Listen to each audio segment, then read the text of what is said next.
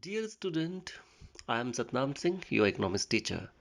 But before the lecture, I would request to all of you to please like and subscribe my YouTube channel and press bell icon so that in future whenever I upload the new videos of my subject you will get easily of the notification of the newly uploaded videos.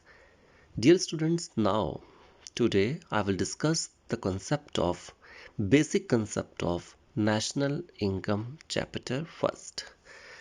After study of this lecture, you will able to understand about definition of macroeconomics, need to study macroeconomics as a separate branch, interdependency between microeconomics and macroeconomics, understand the economic variables are either stock or flow, can easily the difference variable into the stock and flow, can comprehend it that it is end use of the goods that will determine whether it is intermediate or final. What is macroeconomics? According to Professor Boutling, macroeconomics is that part of economics which deals with great aggregates, an average of the system, rather than the particular item in it, and attempt to define these aggregates in a useful manner to examine their relationships. What is the difference between macroeconomics and microeconomics? Basically, microeconomics means it is a study of individual economic unit of an economy, and macroeconomics it is study of economy as a whole and its aggregate. Microeconomics deals with the individual income, individual prices, and individual output, but macroeconomics deals with aggregates like national income, general price level, and national output, etc. And what is the central problems? In microeconomics, its central problem is basically price determination and allocation of resources, but in macroeconomics, its central problem is determined of level of income and employment. In microeconomics, the main tool is demand and supply of a particular commodity or factors of production, and in macroeconomics, its main tool are aggregate demand and aggregate supply of the economy as a whole. What is the basic economic activity in economy? Production is a basic economic activity. Production refers to the process through which raw materials are converted into output using the factors of productions. And what is consumption? Consumption is another economic activity. Consumption means process of utilization of goods and services to satisfy human want. And what is investment? Means capital formation is another economic activity.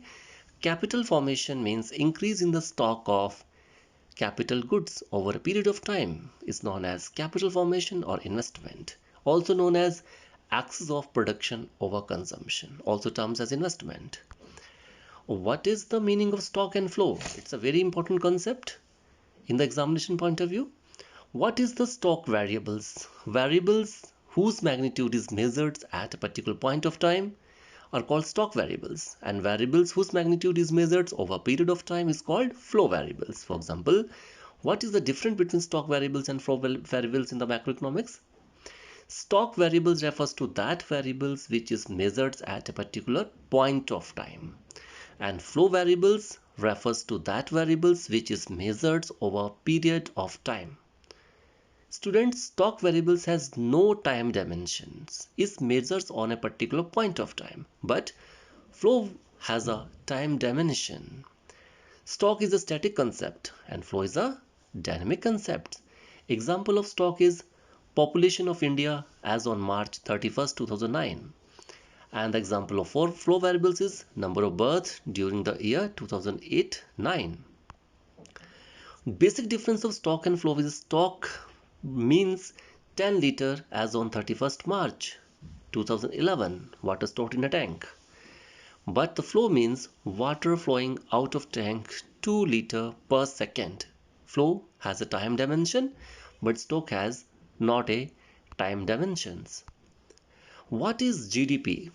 Gross Domestic Product. What is the meaning of GDP? GDP is the total market value of final goods and services produced within domestic territory limits of a country during a accounting year.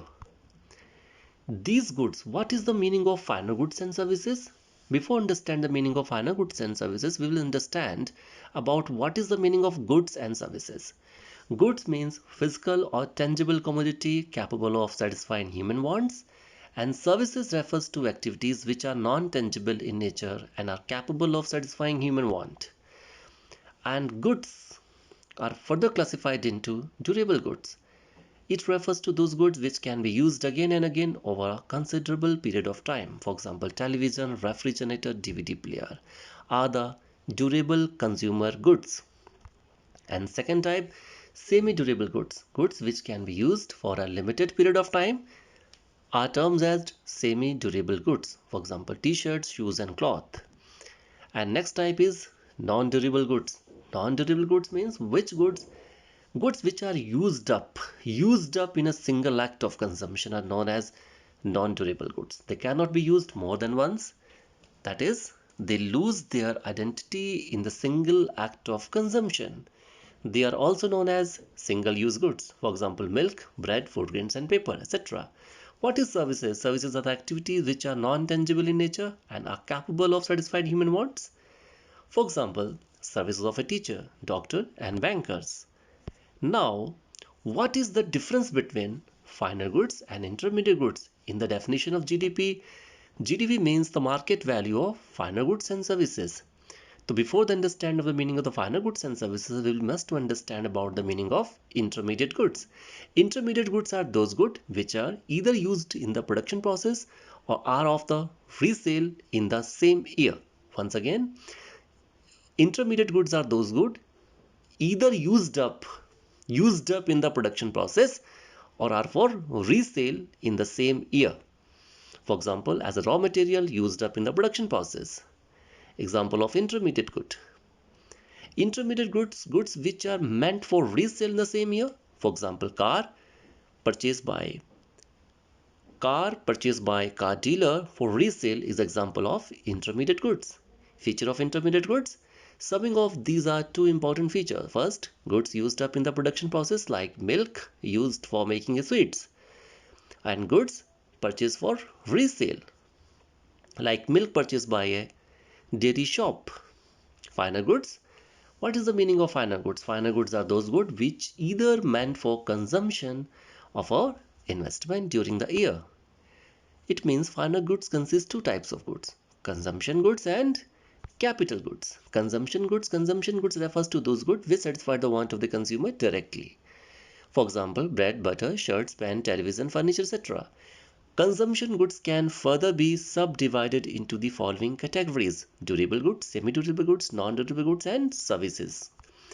This is a car, television, and AC is example of durable goods.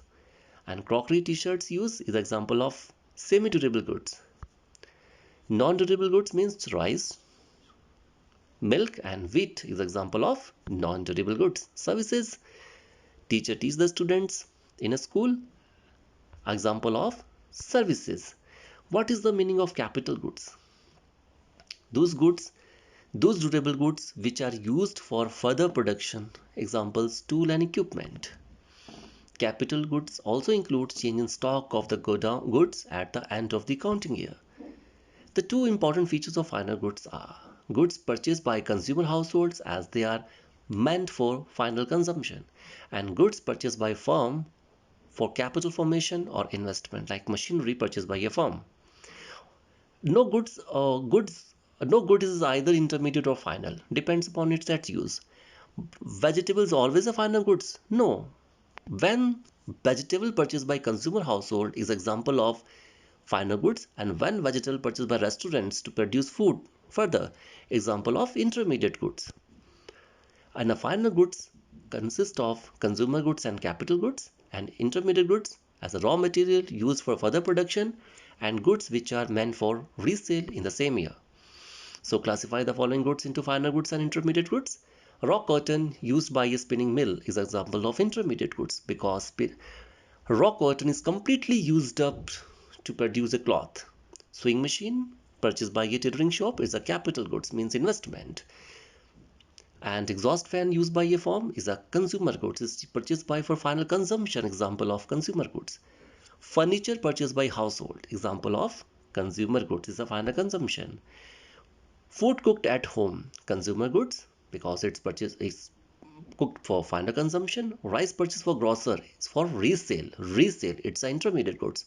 Electricity used at a farm is an example of intermediate because electricity is completely used up to produce a run a machine, produce a goods. And typewriter used in an office, examples of capital goods. It's a investment. Lives leftover stock of coal with a steel mill, example of capital goods. It's a stock of the end of the accounting year. Seed purchased by farmer, examples of intermediate goods because the seeds completely used up to produce a further food. An aircraft purchased by airlines, examples of intermediate goods. A bus purchased by school is an investment. It's a example of final goods. In next class, we will able to understand the term investment, can distinguish between depreciation and capital loss, need to study the concept of depreciation to distinguish between gross and net, understand the concept of net indirect taxes and its relevance to reach from factor cost aggregates to market price aggregates, understand the concept of domestic territory and the normal residents. Thank you very much students once again for watching my videos, and please subscribe my channels so that I am upload my next videos on the this topic soon. Thank you very much.